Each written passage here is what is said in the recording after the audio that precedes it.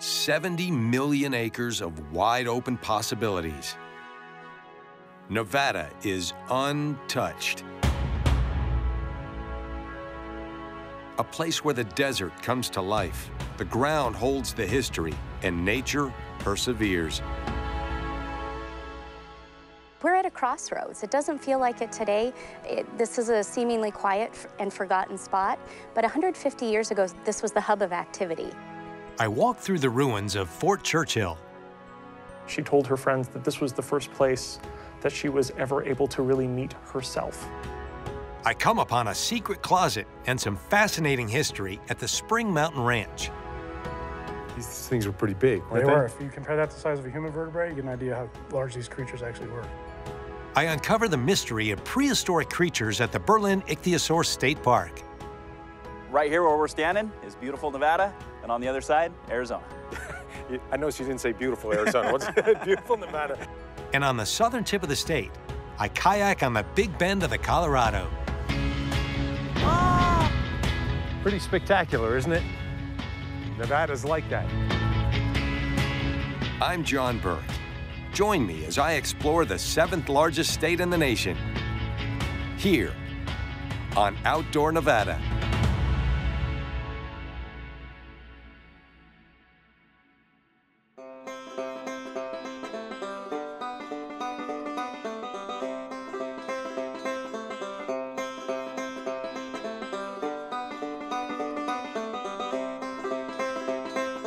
This is Buckland Station in Fort Churchill State Park. If you're traveling I-95 somewhere outside of Silver Springs, you might be tempted to just whiz on by. Hey, don't do that. I'll show you why. Back in the late 1850s, Samuel Buckland started his family here, along with a contract to make this place a Pony Express stop. The ranch house was built in 1870 using material from a nearby abandoned fort, a sight you ought to see. Hey, Kristen, nice to meet John. you. Welcome to Fort Churchill. Oh, thank you. What a beautiful spot. This is what I know. Fort Churchill, very interesting historic area, but the whole story begins with one guy, right? It does. So if there's a common thread, it would be Samuel Buckland, an area rancher that moved to this area in 1858. And what was he like as a person? If I could choose one word to describe Samuel, it would be enterprising. He was a creative man and figured out how to make money. He built the only toll bridge across the Carson River downstream of Genoa or Mormon Station, and he contracted with the Pony Express. So his facility served as a home station, a place where they would change out riders and mounts. If he had this toll bridge, who was he charging exactly? So he was catching the immigrants on the California Trail, and that traffic through this area would have started as early as the gold rush and would have continued till about 1869 when they completed the Transcontinental Railroad. Among the travelers who stopped at Buckland Station were Eliza and her sister. Samuel offered them jobs, and shortly after, he and Eliza fell in love, got married, started a family. So about 2 years, I think, after he gets here, Fort Churchill comes around, is that right? Correct. In the spring of 1860, the catalyst for the establishment of Fort Churchill was the Pyramid Lake War. And he interacted in a way to make himself money with the fort.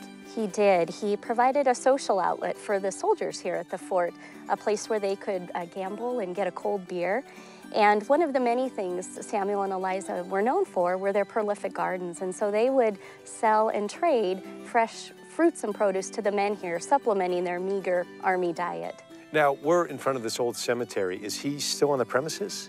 He is. So Samuel remains here, buried in the Fort Churchill Cemetery. All of the soldiers' remains have been removed. So the only graves today are those of Samuel and Eliza and 5 of their 8 children. The desert has done its work here.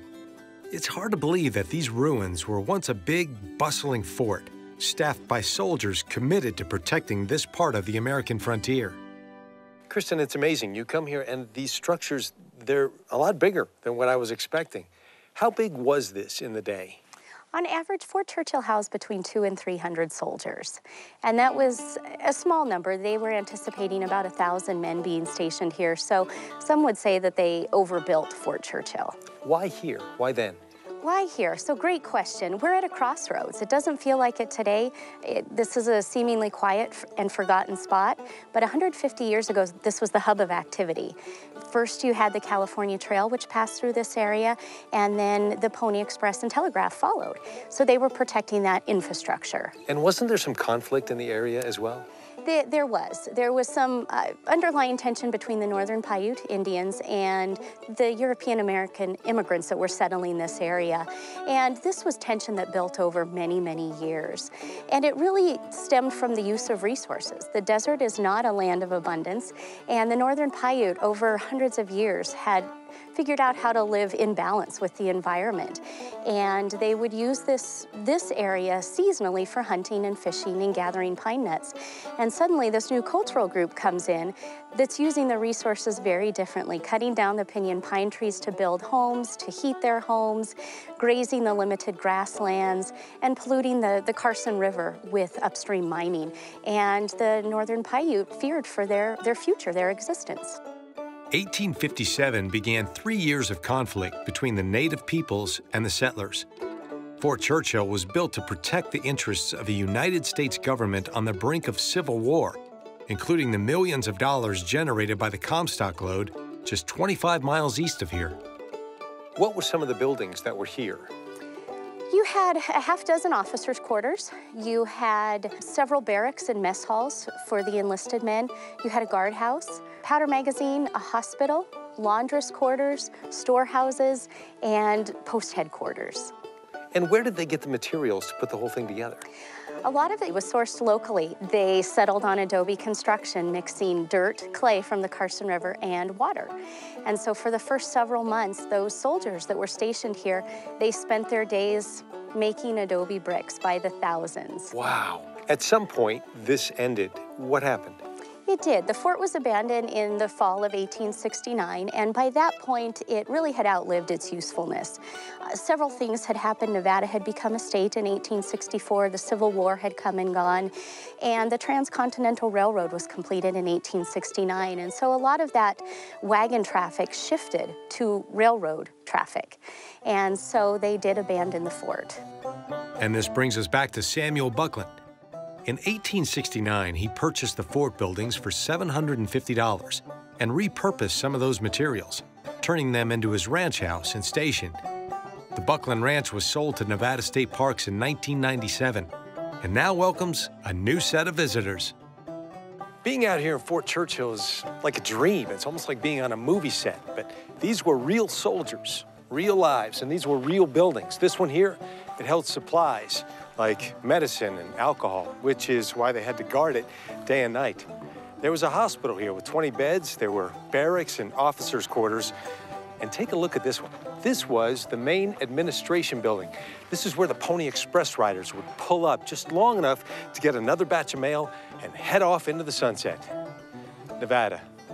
Surprising, wonderful, historic.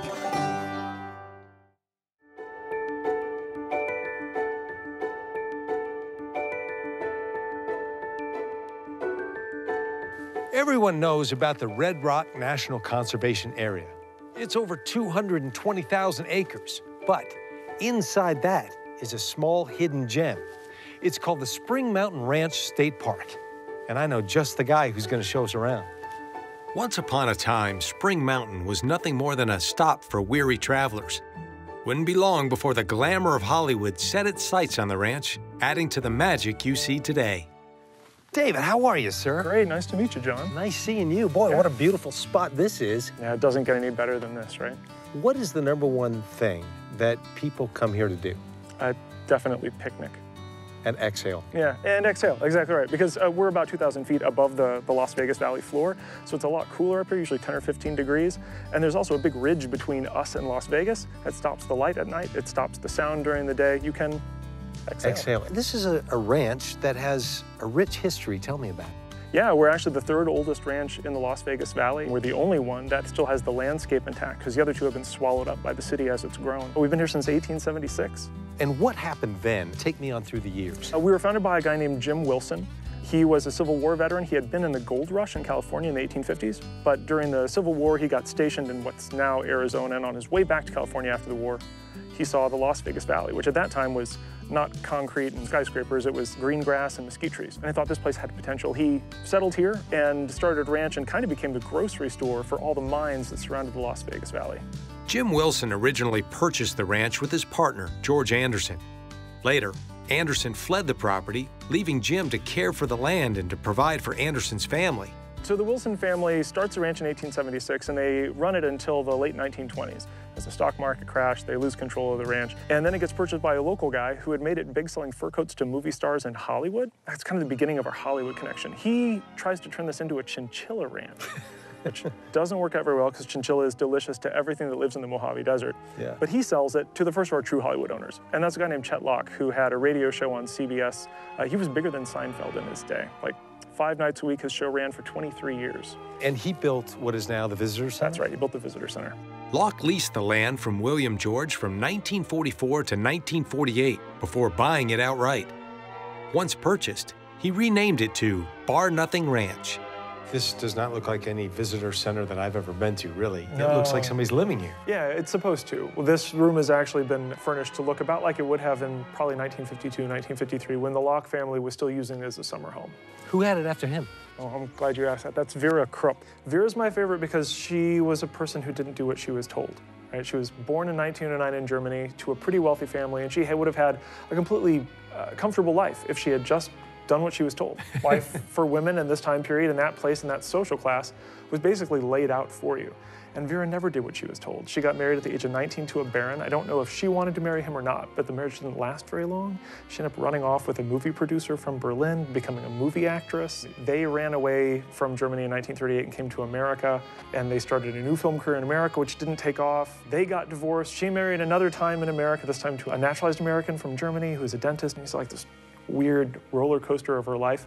And she ended up coming back to Germany in the early 50s to take care of her mom, who was dying. And that's where she met her fourth and final husband, Alfred Krupp, who was actually kind of a problematic figure in history. He had been a Nazi and had actually gone to prison for a little while. The marriage to Alfred brought Vera the famous Krupp diamond, a beautiful ring famously worn by renowned actress Elizabeth Taylor. And that marriage ended up breaking up in the mid-1950s. By that time, she was 43 years old. She was wealthy because her mother had passed away and she'd inherited a bunch of money. She came back home to Nevada and made her life here at the ranch. She told her friends that this was the first place that she was ever able to really meet herself.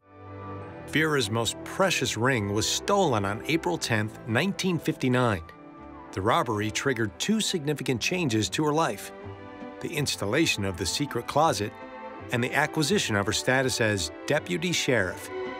Vera was the one who renamed the property Spring Mountain Ranch. Vera left in 1965, and she actually tried to sell it to Nevada State Park. She offered it to us for $750,000, and we didn't buy it because it wasn't actually a very good price. We would regret that decision later on. But she sold it for just $600,000 to Howard Hughes.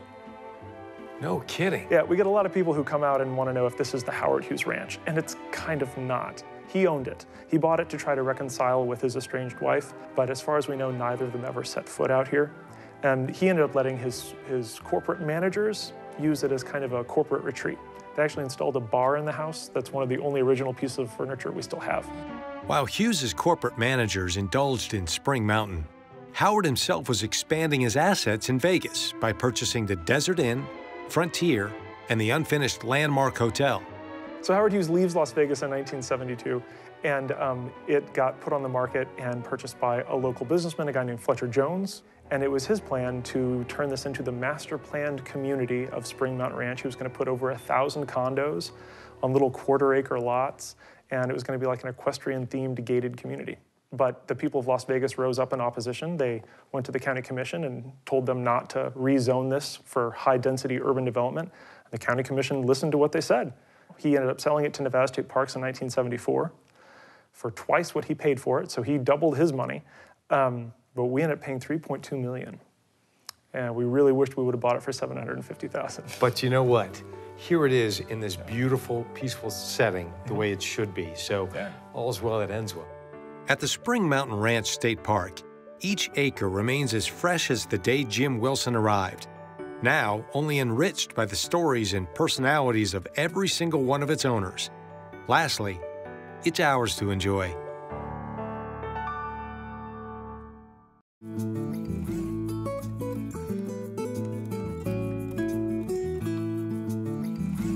You know what I love about the state of Nevada? You can find one little spot on a map, blow it wide open, and there's all these incredible stories. Today, I'm in Berlin Ichthyosaur State Park, and there's no surprise that there's a lot of mining history here.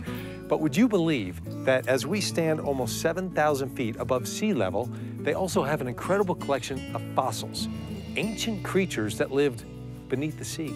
Come on.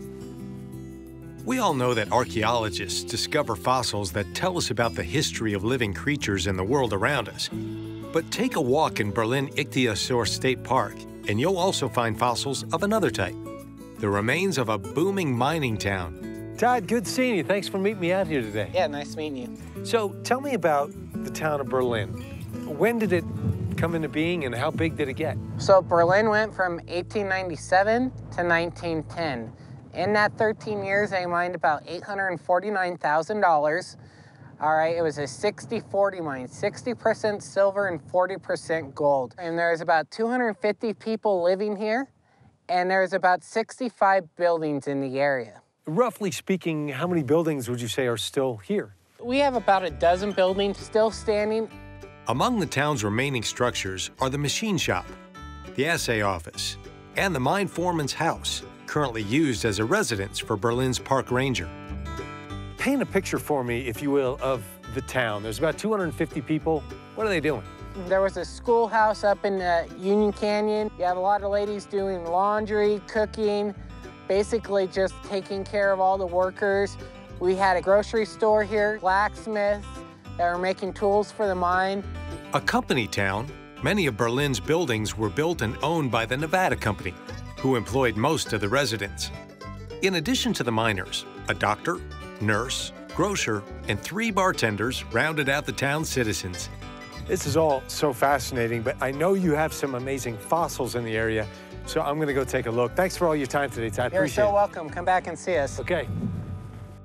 The miners were so busy striking it rich, they didn't notice the prehistoric fossils lying right under their noses. Hey, Jeff, how you doing, man? Hi, John. Nice to meet you. Good to see you, buddy. 225 million years ago, what was going on around here? Well, where we're standing now would have been the bottom of the seafloor, just off the coast of the supercontinent Pangaea, about 300 to 600 feet below the surface of the ocean. And are we in the middle of the ocean here? Would we have been where? We'd have been right on the coastline, so we were pretty much beachfront property, maybe 7 or 8 degrees north of the equator, so figure a subtropical type beachfront setting. Man, times have changed, haven't they? A little bit. Somewhere along the line, somebody dug up a fossil. What happened? Well, back in 1928, Cy Mueller was a geologist from Stanford University, and he came out in this area studying a few of the Mesozoic outcroppings. During those studies, he stumbled across some of the vertebrae from these animals that you see behind us. Not being much of a geologist, he went back to the Bay Area and contacted Dr. Charles Camp. Camp recognized those vertebrae to be those of an ichthyosaur, but much larger than he'd ever seen before, and that's what piqued his interest. When you say large, how large are we talking about? Upwards of 50 feet or so. And how many have they found in the area? 37 known specimens, and based on these densities, we believe there could be upwards of 100 within the area. Doesn't it make you just want to take a shovel and just start digging? Yeah, absolutely. Dr. Camp ordered a structure to be built directly over the fossils. This building allows visitors to view these ancient beings in situ, or in the original place they were found. If you look at the landscape outside the window, this was covered in pinyon juniper sagebrush, but a few of these vertebrae were exposed naturally by erosion. So once Dr. Mueller found that back in 1928, he determined this area to be a bed of fossils. These things were pretty big, weren't They they? were. If you compare that to the size of a human vertebrae, you get an idea how large these creatures actually were. The only state to possess a complete ichthyosaur skeleton, Nevada declared it the state fossil in 1977. So take me through some specifics that we're looking at. Sure. If you look down at this specimen number 1, this is our 50-foot animal, so that's what you see on the concrete wall outside. If you look closely, the letter A represents the skull. Like you see on my model here, that's the top of the area above the eyes. And then the 2 large bones that you see that form the letter V are the 2 jaw bones. They should come back to form an entire snout, but they were pushed back towards the body after decomposition. The letter B represents the coracoids. Those are the chest bones in between the flippers. And then the 2 letter C's represent what's left of the 2 front flippers. So if you can envision it, it's swimming towards us just like this. So how do you get 9 in one spot? The most widely accepted scientific theory is that these animals came into this area and it was prolific or abundant with ammonites. Ammonites are these snail-like creatures like you see in the snout on my model. As they consume these snails, they basically poison themselves. They'd been affected by a red tide. So you had this naturally occurring red toxic algae bloom, and these creatures consumed it, and it was a very localized extinction. A total of 9 specimens can be viewed in this quarry alone, and 37 fossils have been found throughout the park. So when you come to visit, keep an eye out. There's still plenty of fossils to be discovered. And if you're exploring and you do find something, what do? Basically, we tell people if it's in the park to leave it where it be. If it's outside the park boundaries on Forest Service property, they allow you to collect invertebrates. So their policy is if it has a backbone, leave it alone, otherwise you can take it home. Jeff, what a blast. Where else are you going to see this, man? I really appreciate it. I've had a great time. Thanks for coming. A state known for its wide open spaces, Nevada also harbors many little pockets of history and nature, like Berlin Ichthyosaur State Park. Here, visitors can witness Nevada's remarkable diversity coming to life. Nevada has well over 20 state parks, all taken care of by some very passionate people who can fill us in on the details. Everything from the development of our planet to who we were as people. You can't ask for much more than that.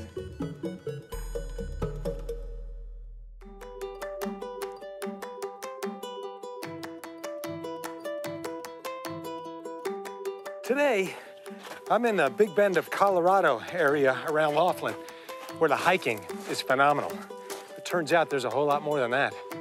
A river runs through it. The Colorado River stretches from the Rockies up north down 1,450 miles into Mexico. Here, the river is what gives Nevada's southern tip its iconic shape. And it's where I meet Greg, who's going to show me what makes Big Bend so special. Greg, brother, how you doing? Good, John. How are you? Outstanding. I've never been to Laughlin before, and I'm thoroughly impressed already. This is a great spot. It is. Down here at the southern tip of the state, it's unlike any other park. Tell me about this area. Give me the size of this park. So this park is a little over 2,000 acres, and the main draw here is the sandy beach that you see here. We've got approximately about a mile of sandy beach. That's kind of rare. I mean, you rarely see a beach and a beautiful river like that. You know, on the river, beach is prime real estate. People have been coming to this area for 13,000 years. But it wasn't until 1964, when Don Laughlin built his first casino 6 miles north of here, that this part of the Colorado River began its run as a tourist destination. How many people you got coming through here? You know, roughly it's probably in the 100,000 range per year.